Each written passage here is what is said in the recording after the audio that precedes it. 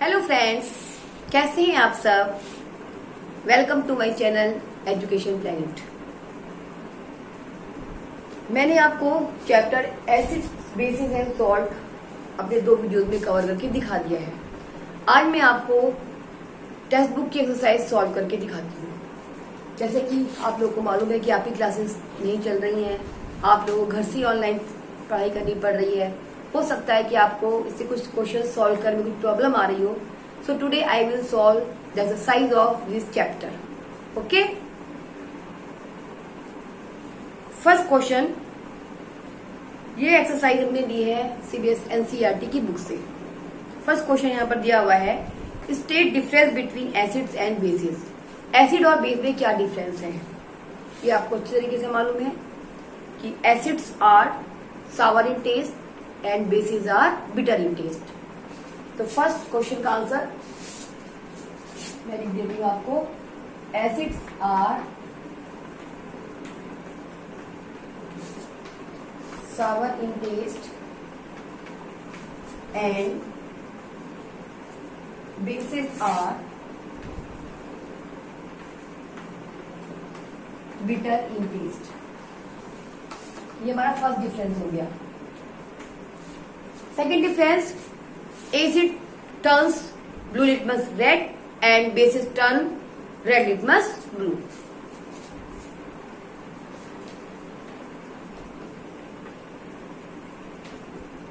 Acid turns blue litmus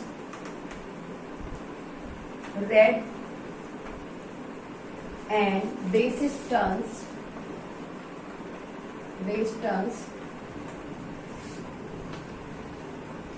red litmus blue।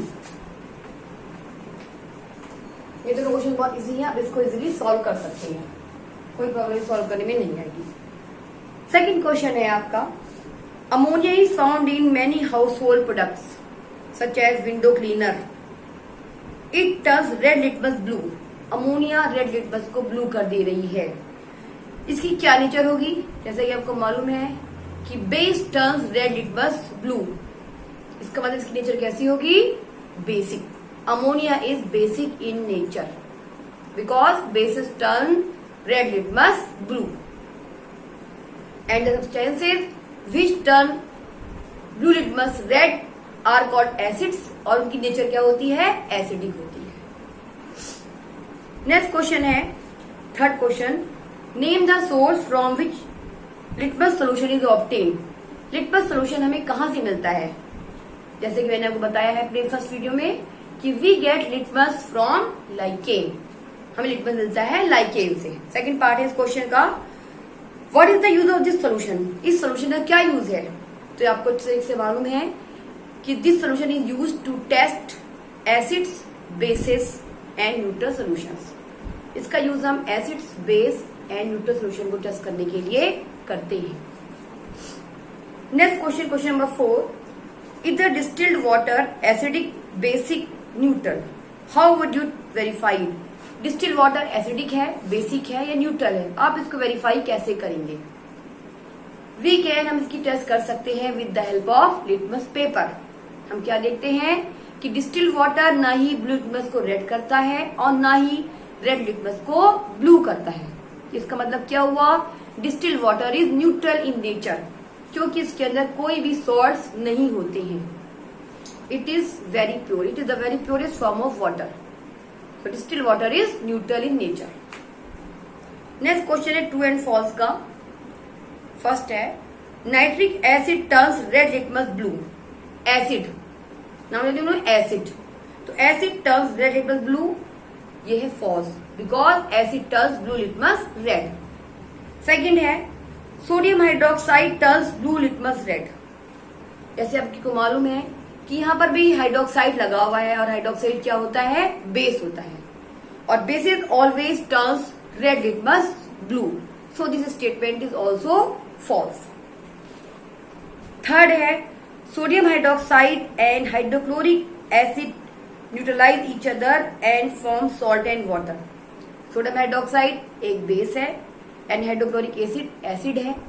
ये दोनों क्या करते हैं, एक दूसरे को न्यूट्रलाइज कर देते हैं। जब इनको आपस में मिक्स करते हैं तो और क्या बनता है, सॉल्ट बनता है एंड वाटर बनता है। This is an example of neutralization reaction.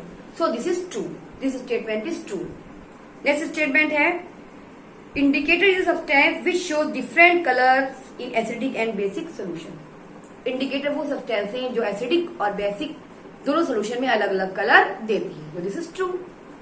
Next है, tooth decay is caused by the presence of A base.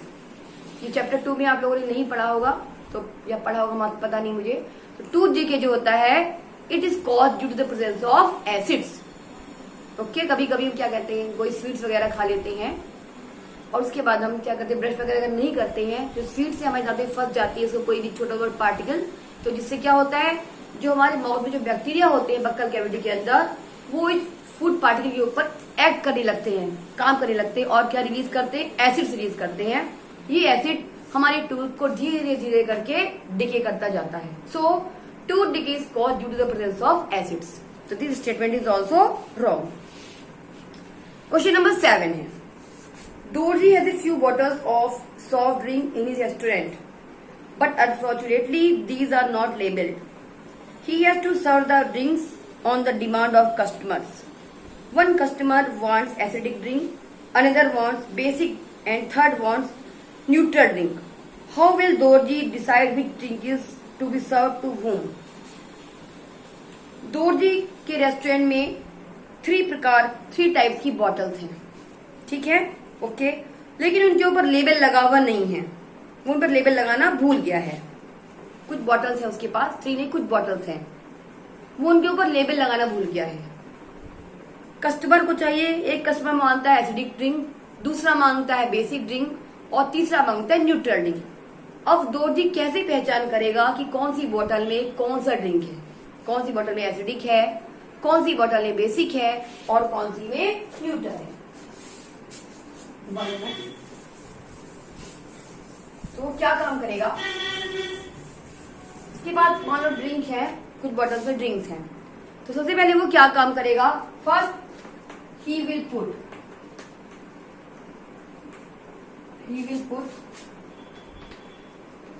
डालेगा वो कौन सा, blue litmus paper, blue litmus in all drinks में डाल देगा, वो सही बॉटल में वो डाल देगा, ठीक है। जिस बॉटल में उसका कलर ब्लू से रेड हो जाएगा, वो बोतल हमारी किसकी होंगी? That bottles will be of acidic drink. Acidic drink, the bottle which turn blue litmus to red,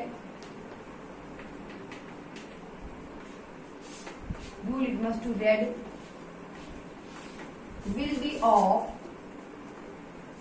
acidic drink. First point तो आपका ये हो गया। अब उसके बाद एसिडिक ड्रिंक को इस तरीके से वो अलग कर लेगा। अभी उसके बाद कुछ बॉटल्स और बची हुई हैं, तो क्या करेगा वो? सेकेंड टाइम पे ही विल, आप लोग अपने आप लिख लीजिएगा, next he will put red litmus in rest bottle, जो बची हुई बॉटल्स है उन्हें डालेगा वो रेड लिटमस पेपर। जिन बॉटल्स में रेड लिटमस पेपर का कलर ब्लू हो जाएगा वो किसकी हो जाएंगी? That bottles will be of basic drinks. Okay, इस प्रकार से बेसिक ड्रिंक भी हमारे अलग हो गए। अब जो हमारी बॉटल्स बची वो क्या होंगी? They will be neutral in nature, because neutral solutions do not change the colour of blue litmus paper and red litmus paper. तो इस तरीके से वो इजीली डिसाइड कर सकता है कि कौन सी बोतल एसिडिक ड्रिंक की है, कौन सी बोतल बेसिक ड्रिंक की है और कौन सी बोतल न्यूट्रल ड्रिंक की है। नेक्स्ट है question number 8, explain why an antacid tablet is taken when you suffer from acidity. जब हमें एसिडिटी होती है तो हम एंटासिड टैबलेट क्यों लेते हैं? एंटासिड, जैसे कि आपको नाम से ही लग रहा है एंटासिड, मतलब एंटासिड वो बॉटल, एंट मतलब होता है अपोजिट, जो एसिड के अगेंस्ट काम करे। एंटासिड टैबलेट मतलब जो एसिड के अगेंस्ट काम करे, अपोजिट काम। इसका मतलब क्या हुआ कि एंटासिड टैबलेट में क्या होता है, बेस होता है। तो बेस एसिड के इफेक्ट को न्यूट्रल, एसिडिटी में क्या होता है, हमारे स्टमक में एसिड की क्वांटिटी मात्रा बढ़ जाती है। So we take a base, क्यों, because base neutralize the effect of acid, acid के इफेक्ट को न्यूट्रल कर देता है और हमें आराम पहुंचाता है। So we take a antacid tablet when we suffer from acidity, because this tablet contain a base and base neutralize the effect of acid. Second है calamine solution is applied on the skin when an ant bite. जब हमें चींटी काटती है तो वहां पर हम कैलामाइन का सोल्यूशन क्यों लगाते हैं? जैसे कि आपको बताया था मैंने कि आंट बाइट में, आंट के स्टिक में क्या होता है, एसिड होता है। कौन सा एसिड होता है, फॉर्मिक एसिड होता है। ठीक, तो उस एसिड जब में आंट काटती है तो हमारी स्किन पे वो फॉर्मिक एसिड छोड़ देती है। उसको न्यूट्रलाइज करने के लिए हम क्या लगाएंगे, बेस लगाएंगे। And we know that calamine solution contains a base and that base is zinc carbonate. Calamine solution में क्या होता है, बेस होता है and that base is zinc carbonate. तो ये क्या काम करता है, उस फॉर्मिक एसिड को न्यूट्रल कर देता है और हमें रिलीफ पहुंचाता है। थर्ड है factory waste is neutralized before dipping it into the water bodies. Factory waste को वाटर बॉडीज में बहाने से पहले उसे हम न्यूट्रलाइज करते हैं। जो करते हैं मैंने बताया था आपको, बिकॉज फैक्ट्री वेस्ट में क्या होता है, एसिड होता है। अगर उसे हम बिना न्यूट्रलाइज करे वाटर बॉडीज में बहा देंगे, फ्लो करा देंगे, तो वाटर बॉडीज में रहने वाले प्लांट्स और एनिमल्स को नुकसान पहुंचेगा। इसलिए हमें उसे बहाने से पहले न्यूट्रलाइज कराना पड़ता है, जिससे एक्वेटिक ऑर्गेनिजम्स को कोई भी हार्म ना हो। Question number 9, 3 liquids are given to you. One is hydrochloric acid, another is sodium hydroxide, and third is a sugar solution. How will you identify them? You have only turmeric indicator. हमारे पास 3 liquids है। एक liquid hydrochloric acid है, second is sodium hydroxide and third is sugar solution. हमारे पास indicator है turmeric, यानी कि हल्दी। अब टर्मरिक की हेल्प से हम कैसे पहचानेंगे किस में हाइड्रोक्लोरिक एसिड है, किसमें सोडियम हाइड्रोक्साइड है और किसमें शुगर सोल्यूशन है? तो how will we identify that? अब हम क्या करेंगे, टर्मरिक इंडिकेटर का हम पेज बना लेंगे। ओके, या हम एक पेपर, टर्मरिक इंडिकेटर को पेज पे हम एक पेपर, ब्लॉटिंग पेपर पे लगा लेंगे, फिर उसको हम ड्राई सुखा लेंगे। सुखाने के बाद हम उसकी टर्मरिक पेपर की पतली पतली स्ट्रिप्स काट लेंगे, जैसे कि लिटमस पेपर की स्ट्रिप्स होती है, ऐसे उसकी हम टर्मरिक पेपर की स्ट्रिप्स ऐसे करके काट लेंगे। ठीक है, हमारे पास 3 लिक्विड्स हैं। First liquid, second liquid and third liquid. अब तीनों में क्या करेंगे हम, एक एक ड्रॉप, सॉरी तीनों में हम इस पेपर को डिप करेंगे। फिर लिक्विड है इसके अंदर,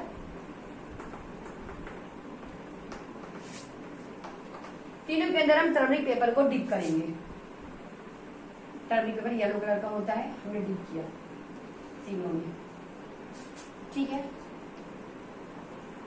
जिस लिक्विड में डालने पर इसका कलर रेड हो गया, वो हमारा क्या होगा, बेस होगा। क्योंकि आपको मालूम है कि turmeric convert the colour of base to red. Turmeric base को रेड में कन्वर्ट कर देता है। मानते इसमें थर्ड वन वाले इंडिकेटर में हमारा ये रेड हो गया, तो इसका मतलब क्या हुआ कि इट इज ए बेस। ये हमारा क्या हो जाएगा, ये हमारा बेस हो जाएगा। This is base, this is basic in nature, this liquid is basic in nature, it is a base. अब हमारे पास बचे बाकी के 2 लिक्विड्स। अब हमको मालूम है कि टर्मरिक जो है एसिड में डालने पर उससे कलर में कोई चेंज नहीं आता है, तो हम कैसे पहचानेंगे कि कौन एसिड है और कौन शुगर सोल्यूशन है? ओके, अब हम क्या करेंगे, लिक्विड 1 की एक ड्रॉप लेंगे और हम लेंगे एक ड्रॉप सोडियम हाइड्रोक्साइड की, दोनों को आपस में मिक्स कर देंगे। मिक्स करने के बाद इस ड्रॉप को हम डालेंगे टर्मरिक पेपर के ऊपर। अगर इसका कलर रेड हो जाता है, इसका मतलब क्या हुआ, जो लिक्विड 1 है हमारा, it will be sugar solution. क्यों? Because we know that sugar is neutral in nature. Sugar हमारा न्यूट्रल है, इसका टर्मरिक पर बेस से मिलाने पर बेस की बेसिसिटी पर कोई इफेक्ट नहीं पड़ेगा।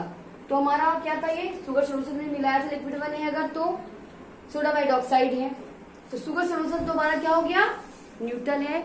तो बेस में मिलाने पर बेस पर कोई इफेक्ट नहीं पड़ेगा, वो बेस अब भी बेस ही रहेगा।